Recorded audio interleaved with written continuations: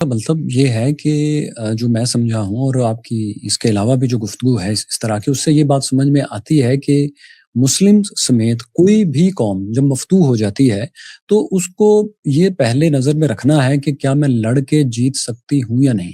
اگر وہ جیت سکتا ہے تو ضرور لڑ لے اور پھر اپنا آرڈر قائم کرے، اور اگر اس کو نظر آ رہا ہے کہ میں جیت نہیں سکتا تو پھر اس کو سبمسو ہو کر اپنے اس وقت تک ویٹ کرنا چاہیے جب تک وہ اس قابل نہیں ہو جاتا کہ وہ جیتنے کے قابل ہو، یا پھر بازی پلٹ سکے۔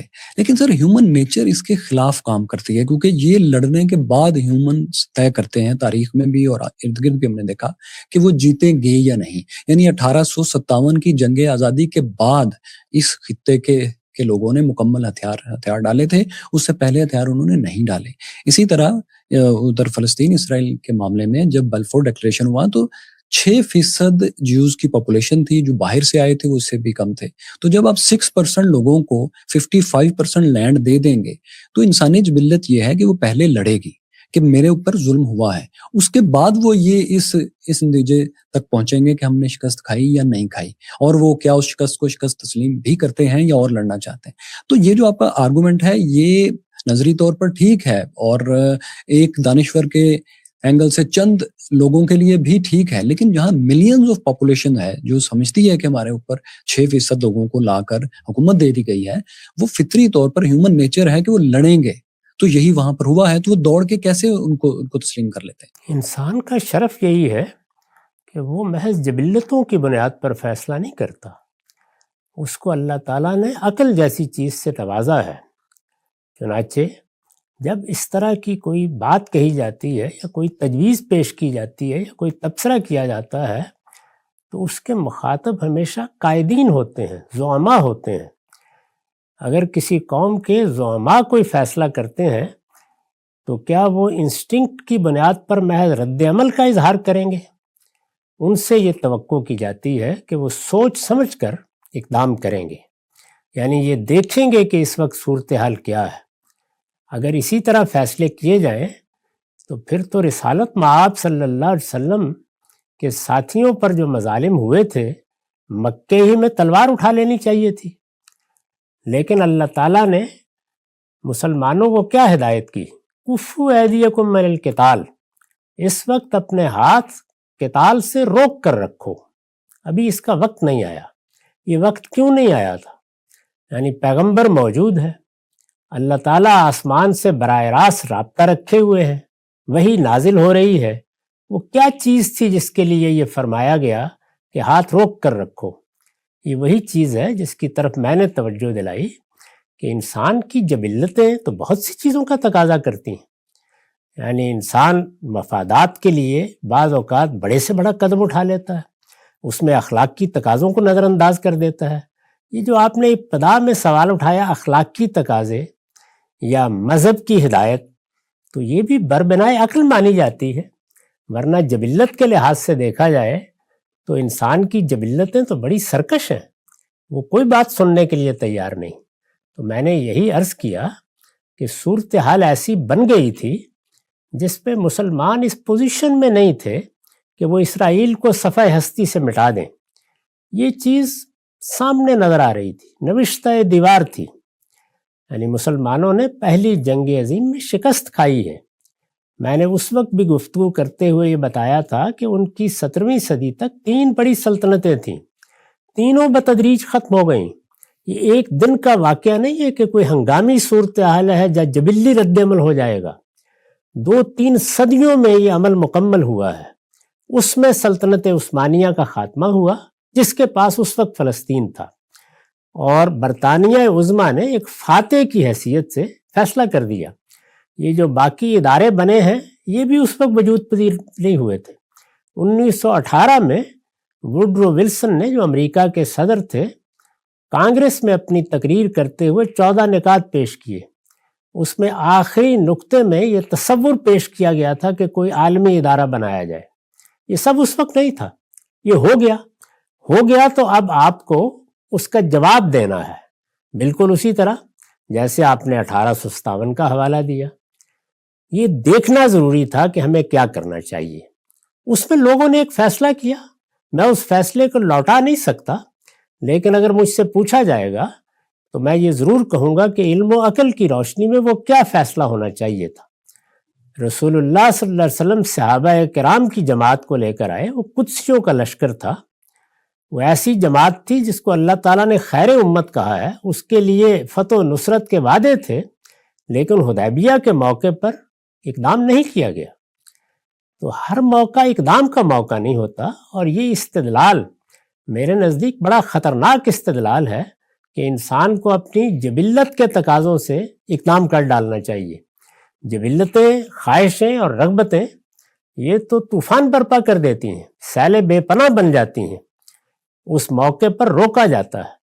اس کو ایک انفرادی واقعے سے دیکھیے، ایک صحابی رسالت مآب سے پوچھتا ہے کہ میں اگر اپنی بیوی کے ساتھ کسی کو دیکھ لوں تو کیا انتظار کروں کہ اب معاملہ قانون کے سامنے؟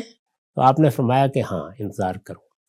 یہ دیکھیے، جو اس کا اظہار ہے وہ ایک جبلت کا اظہار ہے، وہ غیرت کی جبلت ہے، وہ یہ چاہے گی فوراً اقدام کیا جائے، اسی گردن مار دی جائے، لیکن مذہب تعلیم دے رہا ہے کہ معاملہ قانون کے پاس جانا چاہیے۔ تو جس طرح سے ہم انفرادی معاملات میں لوگوں کو یہ نصیحت کرتے ہیں، اس وقت آپ کراچی میں جو کچھ ہوتا رہا ہے اس میں کیا نصیحت کرتے تھے اپنے گھر سے نکلنے والوں کو؟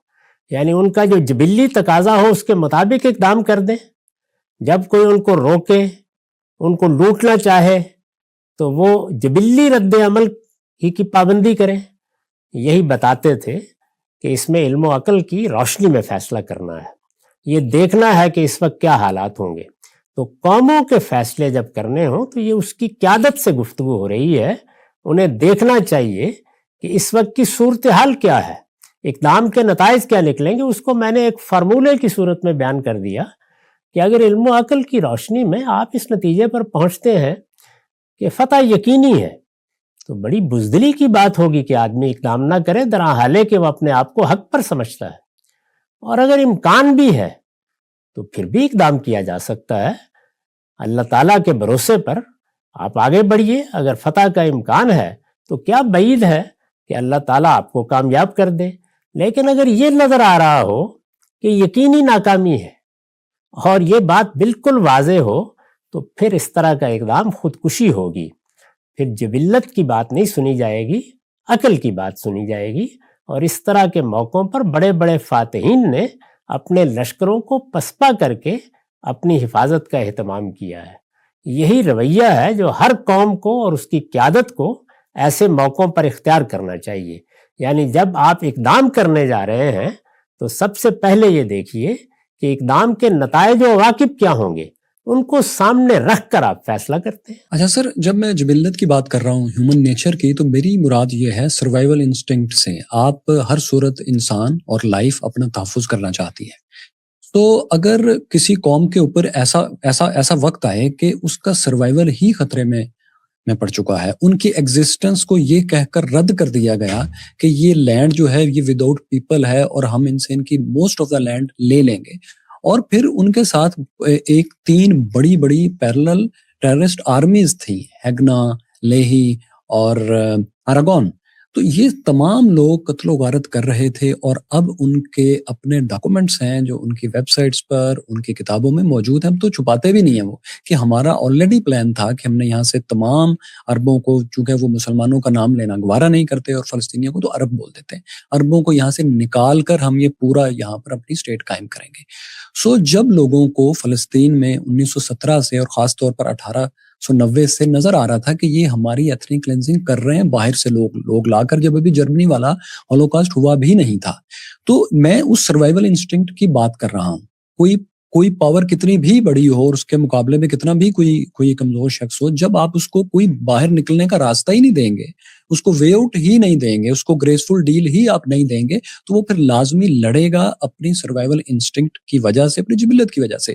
یہ بالکل ایسے ہی ہے جیسے آپ نے فرسٹ ورلڈ وار اور سیکنڈ ورلڈ وار کی بات کی۔ فرسٹ ورلڈ وار کے بعد سیکنڈ ورلڈ وار کو یہ ایک اسکالرلی اوپینین ہے اور بہت زیادہ اس کو مانا جاتا ہے کہ سیکنڈ ورلڈ وار کبھی نہ ہوتی اگر جرمنی کے اوپر توہین آمیز شرائط نہ لگائی جاتی، تو ہٹلر جیسا لیڈر شاید پیدا ہی نہ ہوتا۔ تو وہ اگر آپ اس کو ایک ہارے ہوئے کو یا جس پر آپ نے قبضہ کیا ہے اس کو ایک وے آؤٹ ہی نہیں دیں گے تو پھر وہ اس کی جبلت ہے، اس کی سروائیول انسٹنکٹ ہے کہ وہ آخری سانس تک لڑے گا۔ تو یہی صورتحال ہے۔ میرا اختلاف آپ کے میں خود آپ کا ہمنوا ہوں اس بات میں کہ مسلمانوں کو دوبارہ ایک ترقی کے راستے پر آنے کے لیے علم کی ضرورت ہے، جنگ کی نہیں۔ لیکن جہاں پر آپ کا سروائیول ہی خطرے میں ہے وہاں تو پھر آپ لڑیں گے، وہاں اس کے علاوہ آپ کے پاس کیا آپشن ہے؟ میں نے جو بات کہی وہ کیا تھی؟ آپ نے کہا کہ وہ اسرائیل بھاگ کو کر جب دوڑ کر اس کو تسلیم کرنا چاہیے تھا۔ جی، یہ میں نے بھاگ کر دوڑ کر کے الفاظ تو نہیں کہے، یہ آپ کی تعبیر ہے۔ جو میں نے کہا وہ کیا تھا کہ فوراً تسلیم کر لینا چاہیے تھا۔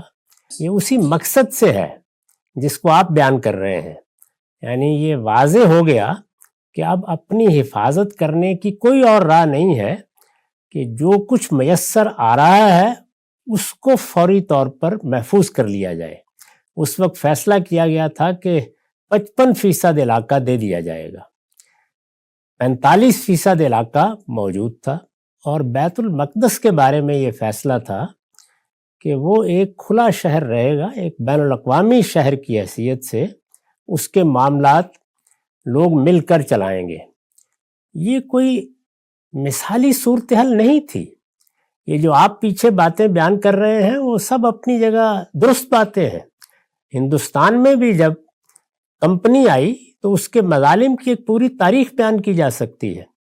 میں آپ کو بتا سکتا ہوں کہ انہوں نے ریاستوں کے ساتھ کیا معاملات کیے، ساحلی علاقوں کے ساتھ کیا معاملات کیے، عام لوگوں کے ساتھ کیا معاملات کیے، کس طریقے سے ایک کے بعد دوسری ریاست وہ اپنے قبضے میں لیتے چلے گئے۔ انہوں نے ٹیپو سلطان کے ساتھ کیا کیا، نظام حیدرآباد کے ساتھ کیا کیا، وہ داستان سنائی جا سکتی ہے۔ اصلی سوال یہ ہے کہ کیا اس موقع پر آپ نے یہ جائزہ لیا کہ آپ کی صورتحال کیا ہے، آپ کس جگہ کھڑے ہیں؟ تو اگر فرض کر لیجئے کہ اس موقع پر ایک جبلی رد عمل پیدا ہوا اور آپ نے اس کو قبول نہیں کیا تو ذرا تھوڑا سفر کر کے قبول کر لیجئے۔ 1857 کی آپ نے مثال دی۔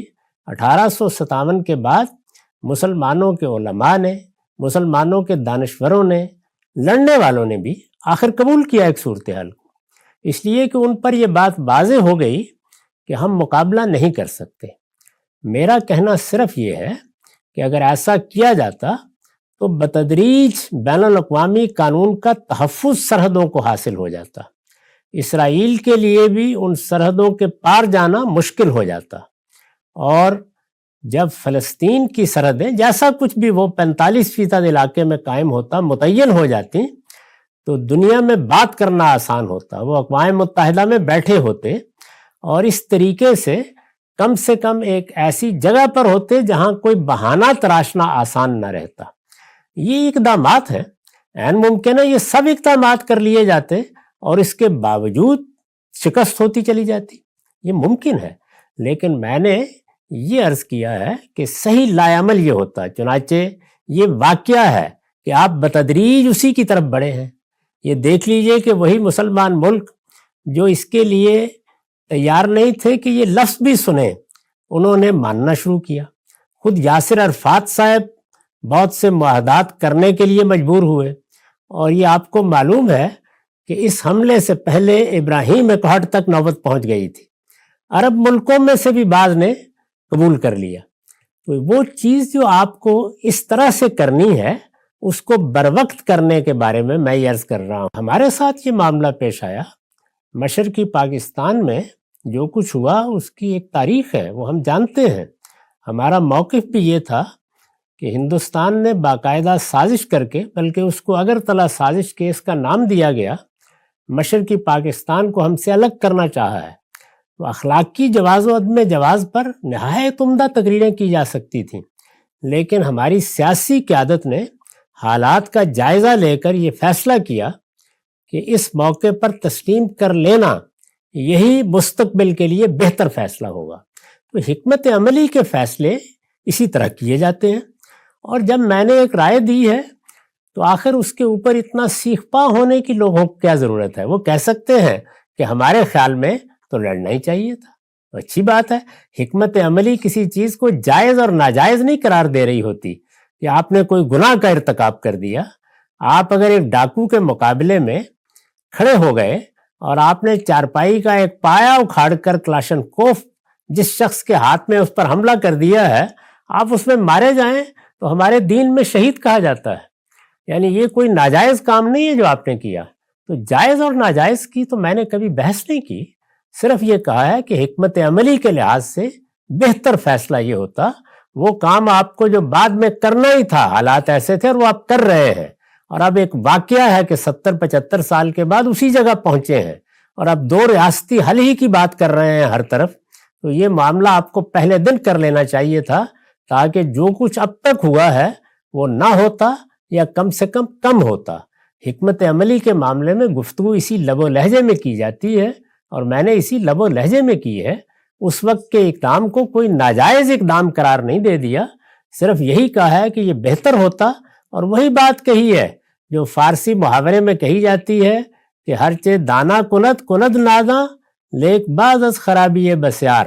یعنی وہ آدمی جو نادان ہوتا ہے وہی کچھ کرتا ہے لیکن بہت دیر کے بعد جو دانا لوگ پہلے ہی مرحلے پر کرنے کے لیے کہہ رہے ہوتے ہیں. تو حکمت عملی زیر بحث ہے, جواز و عدم جواز زیر بحث نہیں ہے.